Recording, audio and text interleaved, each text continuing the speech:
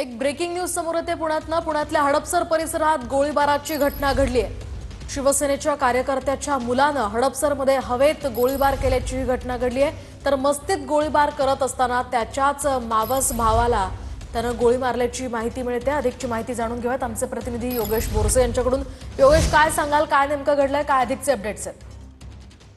पुण्यातील हडपसर परिसरातील ही घटना आहे।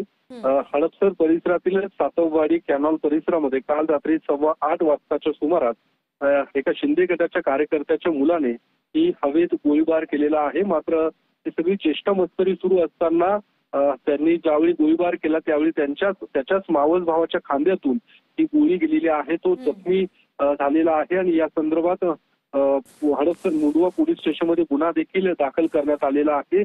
रात्री ज्यावेळी गोळीबार झाल्यानंतर जो जखमी तरुण होता त्याला तात्काळ एका खासगी रुग्णालयात दाखल देखील करण्यात आलं होतं। मात्र गोळीबाराची घटना असल्यामुळे खासगी रुग्णालयाने त्याला ऍडमिट करून घेतलं नाही। मात्र त्यानंतर तात्काळ पुण्यातील ससून रुग्णालयात जखमी तरुणाला ऍडमिट करण्यात आलेला आहे। त्याला उपचारार्थ दाखल देखील करण्यात आलेला आहे आणि या सगळ्या संपूर्ण प्रकरणासंदर्भात आता पुणे पोलीस तपास करत आहे। नेमकं गोळीबार करण्यामागचं काही कारण होतं का? कारण यापूर्वी देखील शिंदे गटाच्याच एका युवा शहर प्रमुखांनी देखील अशा पद्धतीने गोळीबाराचा बनाव केला होता। त्याला देखील काही दिवसांपूर्वी काय असाच प्रश्न या सगळ्या घटनांकडे पाहून सध्या निर्माण होतो। धन्यवाद दिलेल्या या सविस्तर माहितीसाठी।